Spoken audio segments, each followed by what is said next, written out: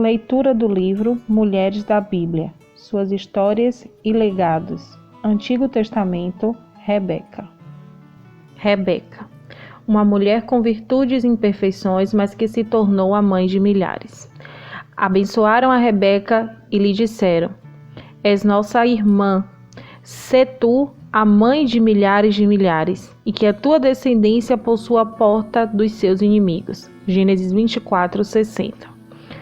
O relato do casamento de Isaac e Rebeca não é apenas a história de amor de um casal, mas também revela o arranjo soberano de Deus na vida dos seus filhos. Além disso, evidencia o cuidado de Deus em cada detalhe de nossa vida. Rebeca teve um casamento perfeito, o casamento dos sonhos de Deus. E quem é que não gostaria de um casamento assim? Foi tão especial que a Bíblia usa um capítulo inteiro em Gênesis, um capítulo longo, para contar a história. Rebeca cresceu na Mesopotâmia, de onde Abraão e Sara foram chamados. Era neta de Naor, irmão de Abraão. Rebeca tinha características marcantes: bela aparência, bondade, diligência, esforço e hospitalidade. Sua história começa antes mesmo que ela seja mencionada na Bíblia, quando Abraão manda Eliezer, o servo mais antigo de sua casa, ir até a sua parentela e encontrar a esposa para o seu filho Isaque. Quando foi chamado por Deus para sair de sua terra e ir para um lugar que receberia por herança, Abraão teve também a promessa de que sua descendência seria uma grande nação. Isaque foi o filho dado por Deus, por meio de quem suas promessas se cumpriram. Abraão, portanto, não queria que Isaque se casasse com a mulher idólatra da terra de Canaã e corresse o risco de se desviar dos caminhos do verdadeiro e único Deus. Por isso enviou Eliezer até a sua terra para buscar esposa para Isaque. Aqui existe um princípio em relação ao casamento. Não devemos nos pôr sob julgo desigual com os incrédulos, porque não pode existir sociedade entre a justiça e a iniquidade, nem comunhão da luz com as trevas, como nos adverte 2 Coríntios 6,14. É muito importante considerar esse princípio porque o casamento pode definir nosso futuro espiritual. É preciso ter em mente que Deus não vai contra sua palavra. Ela é como um trilho que dá direção ao trem. Devemos mover-nos de acordo com ela.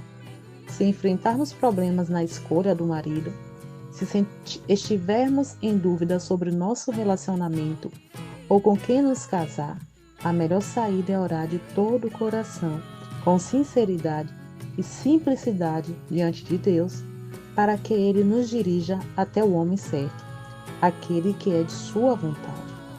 Depois de ter jurado a Abraão que não escolheria a mulher estrangeira para Isaque, Eliezer pegou 10 camelos, joias e presentes e partiu rumo à Mesopotâmia, para a cidade de Noar. À tardezinha, cansado e com sede, ele chegou bem na hora em que as jovens da cidade iam tirar água do poço. Então orou ao Senhor: Dá-me, pois, a moça a quem eu disser, inclina o cântaro para que eu beba. E ela me responder: Bebe e darei ainda de beber aos teus camelos, seja a que designaste para teu servo Isaque. E nisso que usaste de bondade para com o meu Senhor. Gênesis 24:14. Que teste difícil! Eliezer propôs uma tarefa árdua demais para uma moça. Um único camelo ingere em torno de 95 litros de água. Agora imagine dar água para 10 camelos. Mas ao cumprir isso, ela demonstraria ter caráter adequado e está apta para ser esposa de Isaque. Apesar de toda a ousadia do servo, ao orar assim, ele sentiu confiança, porque conhecia o Deus de Abraão e sabia que o Senhor era com ele. Quando acabou de orar, Rebeca chegou carregando o cântaro, e ele lhe pediu um pouco de água. Ela prontamente respondeu: Bebe, meu senhor, tirarei água também para os teus camelos, até que todos bebam. Gênesis 24, 18, 19. O servo ficou impressionado com a bondade e disposição de Rebeca quando ele lhe perguntou de que família era e se tinha hospedagem em sua casa. Ela se mostrou muito gentil, educada e hospitaleira e respondeu que sim, que havia palha e muito pasto para os camelos passarem a noite. Quando o servo soube que Rebeca era parente de Abraão, ficou ainda mais agradecido a Deus por ter dado êxito à sua jornada. Quando Eliseu contou para a família de Rebeca o que tinha acontecido, o irmão dela, Labão, e seu pai Betuel reconheceram que aquilo vinha de Deus e consentiram que ela se casasse com Isaque. E assim, a família se despediu de Rebeca dizendo: És nossa irmã, sê tua mãe de milhares, e que a tua descendência possua a porta dos seus inimigos. Gênesis 24, 60. Rebeca, já na manhã seguinte, não hesitou em partir com o servo de Abraão para se encontrar com Isaque. Ela tinha certeza da decisão que tinha tomado e sabia que era a providência divina para a vida dela. Nesse relato, encontramos outro princípio importante para a escolha da pessoa com quem nos casar: a aprovação da família, um dos sinais que Deus usa para mostrar a sua vontade. Pelo direcionamento desse casamento, é possível ver que tudo foi preparado por Deus. A escolha de Rebeca não dependeu dela. Ela nem Isaque teve escolha. Ele simplesmente acolheu a escolha feita por ele.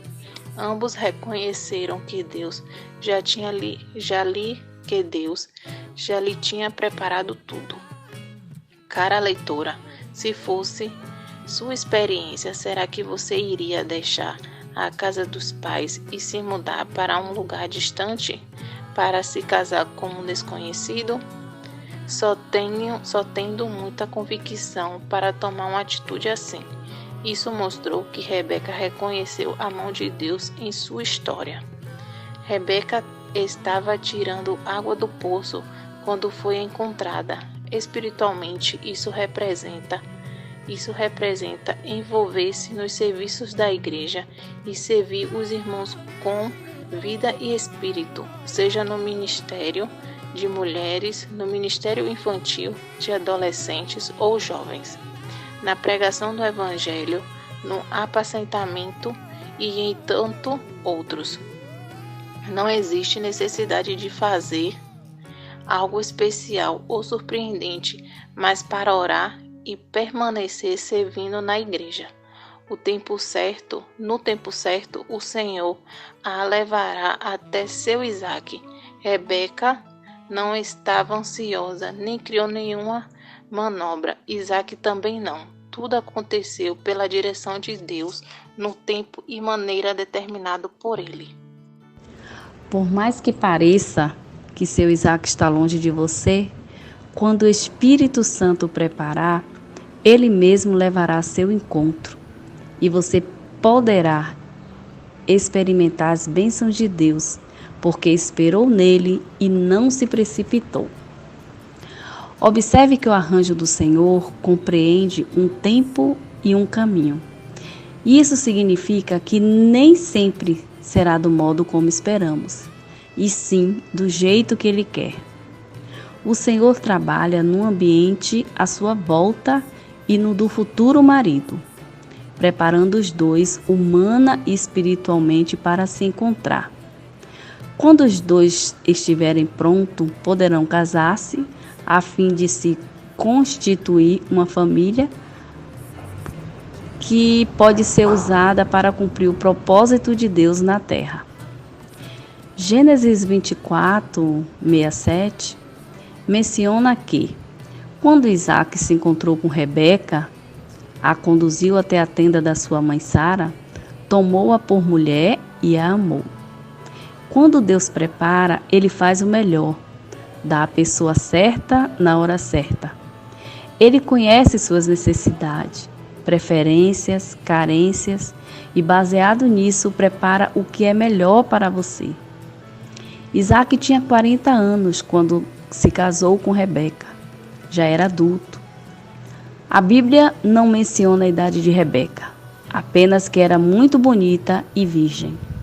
Provavelmente era bem jovem, porque só teve filhos 20 anos depois, quando Isaac tinha 60 anos. Isaac e Rebeca viveram um casamento cheio de amor, porém ela era estéril. Isaac orou ao Senhor para que lhe concedesse um filho, e Rebeca engravidou de gêmeos, Esaú e Jacó. Os filhos lutavam no ventre dela. Então disse: se é assim, por que vivo eu? E consultou ao Senhor. Respondeu o Senhor: 2 nações há no teu ventre, 2 povos nascidos de ti se dividirão. Um povo será mais forte que o outro, e o mais velho servirá ao mais moço. Gênesis, capítulo 22, capítulo 25, versos 22 ao 23. A partir daí, a Bíblia mostra uma Rebeca bastante diferente da que confiou no Senhor. Saiu da sua casa dos pais e viajou para uma terra longínqua para se casar com um desconhecido. Após o nascimento dos filhos, ela teve preferência por Jacó, o mais moço. Quando ambos já eram adultos, ela arquitetou um plano traiçoeiro para que ele recebesse a bênção do pai destinada a Esaú, o mais velho. Por orientação dela, esse plano incluiu mentira, disfarce e fingimento. Quando Esaú descobriu o que tinha acontecido, ficou com tanto ódio de Jacó que quis matá-lo. Rebeca temeu perder os filhos nessa disputa. Assim, para proteger o caçula, ela orientou que fosse para a casa de seu irmão Labão, em Ur, até que a raiva de Esaú passasse. Ao mesmo tempo, ela influenciou Isaac, dizendo-lhe que mandasse Jacó para a terra natal dela, em busca de esposa dentre as filhas de Labão, omitindo a intenção de livrar Jacó das mãos de Esaú. Essa manobra de Rebeca era totalmente desnecessária, porque Deus já havia dito que o mais velho serviria ao mais moço. Ela deveria ter confiado no Senhor, mas em vez disso, buscou uma solução com as próprias mãos e achou que Deus precisava de ajuda para cumprir o que estava determinado. Se Deus já tinha prometido que Jacó receberia a primogenitura e a bênção, era exatamente isso que aconteceria. Bastava crer e esperar que Deus conduzisse as coisas em seu tempo e por seu caminho. Quando agimos por nós mesmas, dificultamos o agir de Deus, e isso traz consequências. Essa interferência resultou em ódio, prejudicou-lhe o relacionamento com Isaac e fez com que nunca mais visse Jacó. 20 anos depois desse episódio, Jacó retornou da Mesopotâmia, e a Bíblia dá a entender que Rebeca já tinha falecido. Foi nessa ocasião, no caminho de volta, que o Senhor mudou o nome de Jacó para Israel, e é dele que descende o povo de Israel.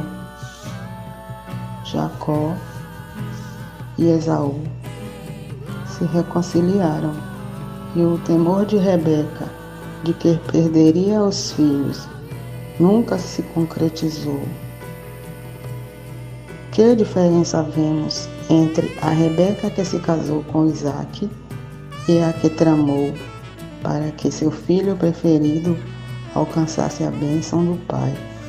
Sua história é um modelo para nós quanto à provisão e ao arranjo soberano de Deus, mas séria advertência no que diz respeito a agir por nós mesmas, por meio de esquemas, e não confiar no Senhor quanto ao futuro dos filhos. O início de sua história é de uma preciosidade sem medida, mas com o tempo ela acabou dando vazão a seu natural e, como consequência, provocou problemas graves para a família. Devemos nos lembrar do que nos ensina Provérbios 14:1. A mulher sábia edifica a sua casa, mas a insensata com as próprias mãos a derruba. Que através dessa história recebamos luz para ser mulheres sábias que edificam a casa no temor de Deus e edificam com sabedoria a casa de Deus. Para isso, precisamos nos colocar na presença do Senhor, render-nos a Ele em obediência e submissão. Senhor Jesus, ó Senhor Jesus, sabemos que és soberano sobre todas as coisas e tudo provém do teu arranjo perfeito. Abençoe nosso casamento para que sejas sempre glorificado, expresso e engrandecido nele, que estejamos sempre atenta às necessidades dos familiares e das pessoas à nossa volta, e não usemos de esquemas naturais com os que puseste sobre nosso cuidado. Faz-nos crer e descansar em Ti em toda e qualquer situação. Amém.